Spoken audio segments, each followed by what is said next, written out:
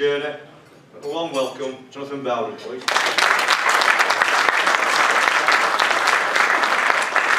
Right, thanks very much. Can I ask everyone to come and sit down from the back, please, even if you've got drinks. So everybody fill these seats up. Now, I'd like to broaden the discussion out a bit from what's been talked about before.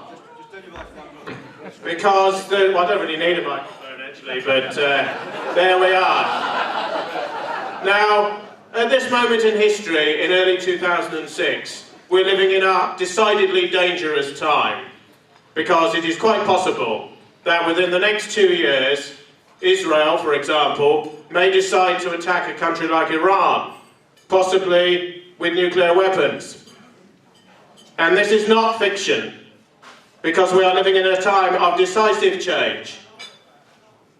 There was a whole series of revolutions and wars between about 1912, 1913 and the late 1940s, right across the world.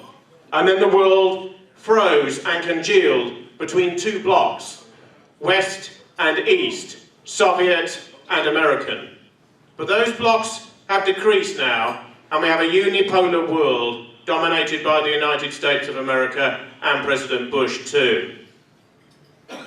Everything that happens in the world now, because the world has gone global, and this country has gone global, because large sections of the world, including people we used to rule in our own empire, have come to live here, means that all is interconnected.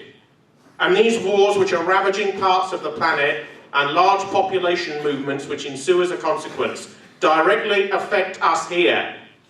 They affect people here, in Huddersfield and elsewhere. There's no getting away from this. Now, Iran has just elected a new president, Ahmadinejad, and he says that Israel should be destroyed. And they are halfway, 45% maybe, through the development of a full-scale nuclear program, allegedly for civil uses. All countries get the civil power first, and as a side product for getting the weapons. Iraq proved, when it didn't have weapons of mass destruction, that if you want to avoid being attacked by the United States and certain ruling interests in the United States, you better well have weapons of mass destruction. And make no bones about it, that a tipping point in many respects is coming. Historical predictions are difficult.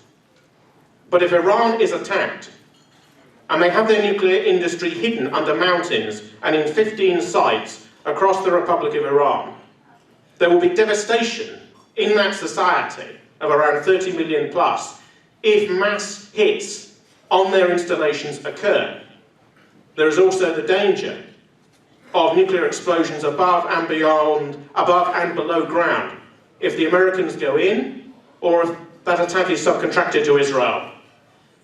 And people have to understand that there will be consequences here for us and for the whole of the West and for the rest of the world if this takes place. We had a third of our army in southern Iraq until just recently. Tony Blair doesn't control the streets in South London on Friday and Saturday night, and yet a third of our army is inside Iraq.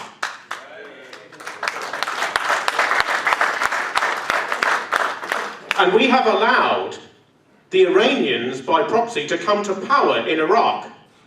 The coalition that was elected just recently under Western guns in Iraq is ruled by a party called SCIRI, which means the Islamic Revolution in Iraq. Iranian interests now percolate through that society, and technology given to militants in the south by the Revolutionary Guard in Iran has killed over 100 of our troops already. And we've had it easy in the south, because they have come to power and we have largely let them do what they want.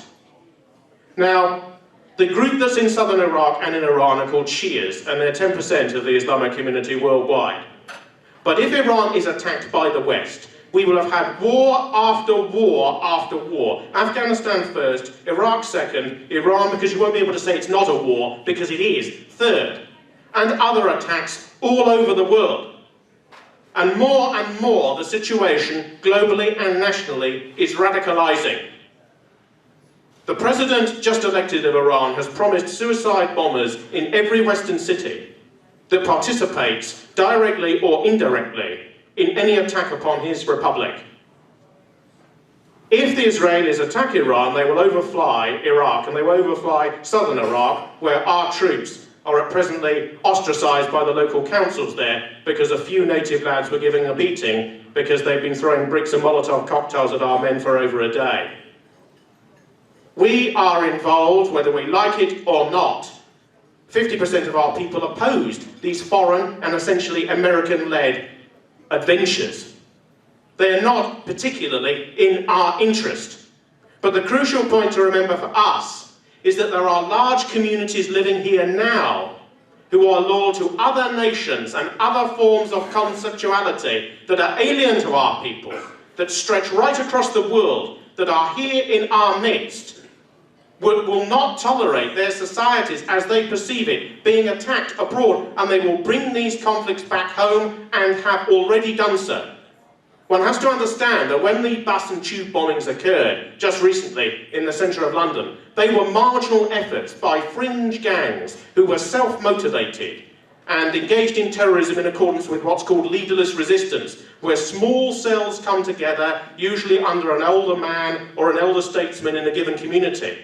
If a state which feels aggrieved puts its muscle and its security services behind such networks, they will mushroom 20, 100 and 1,000-fold.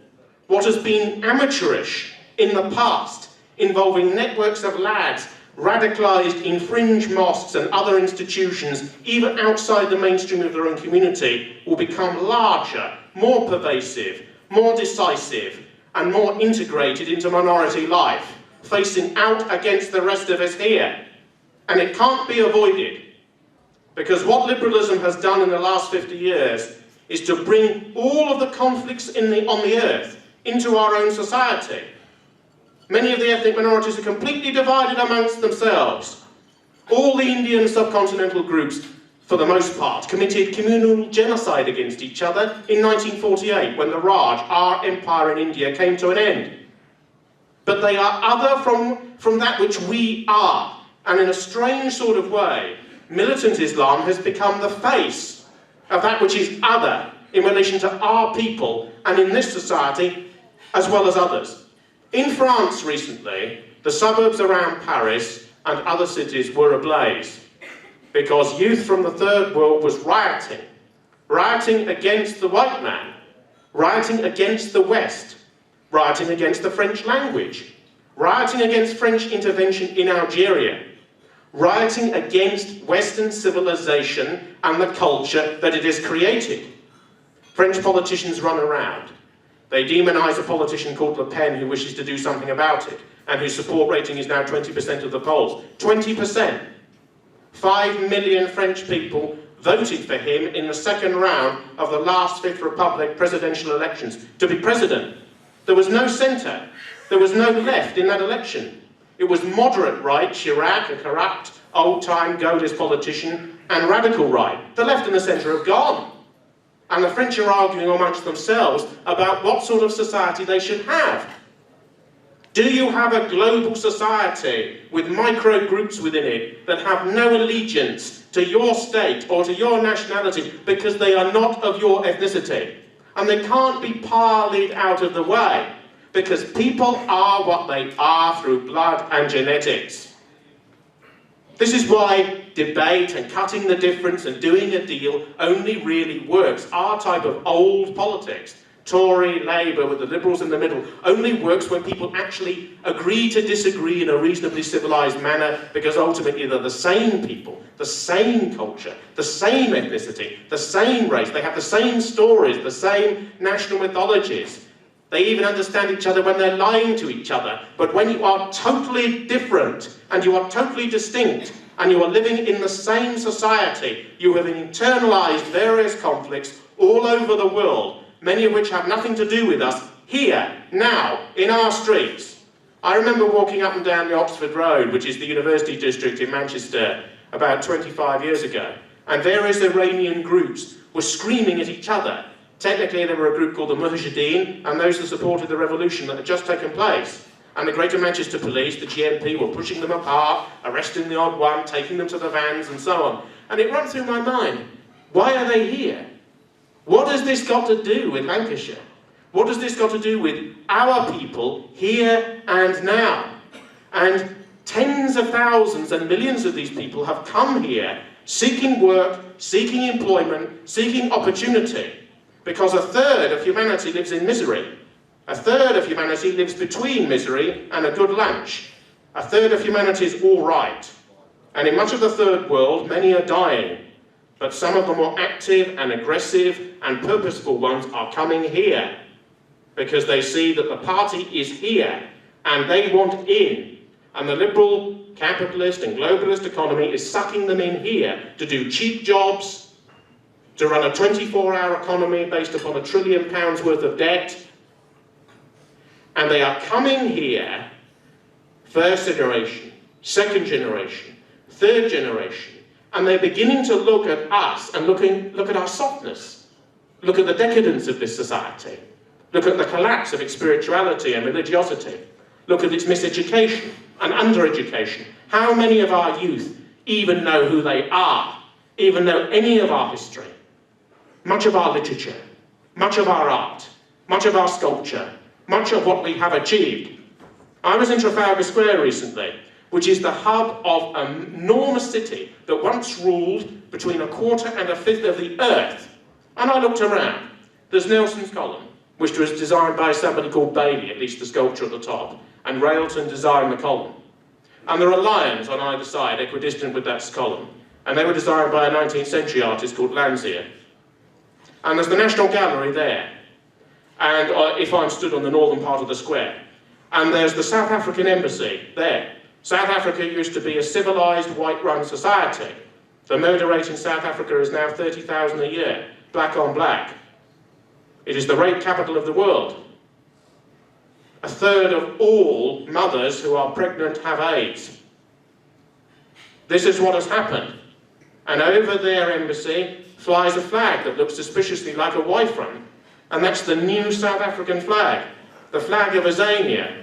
Because that particular outcropping of our empire has gone, my friends, and it will not come back.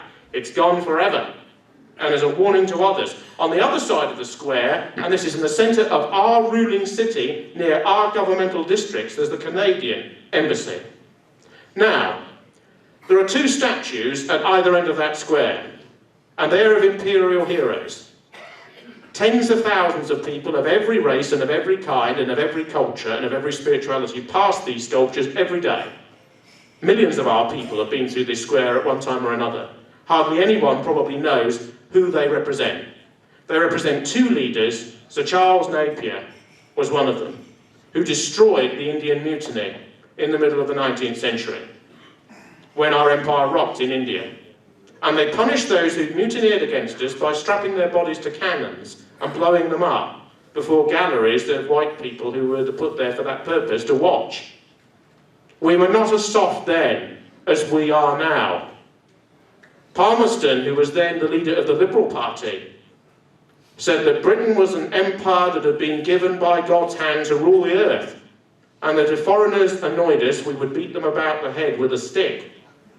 This man was the leader of the Liberal Party in the 19th century. Come forward and do something, as our forebears did before.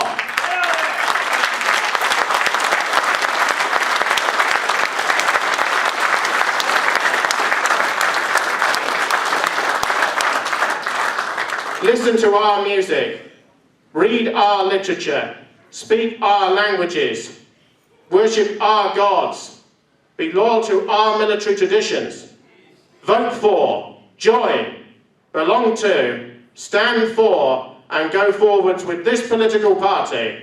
I give you the British National Party. Thank you very much.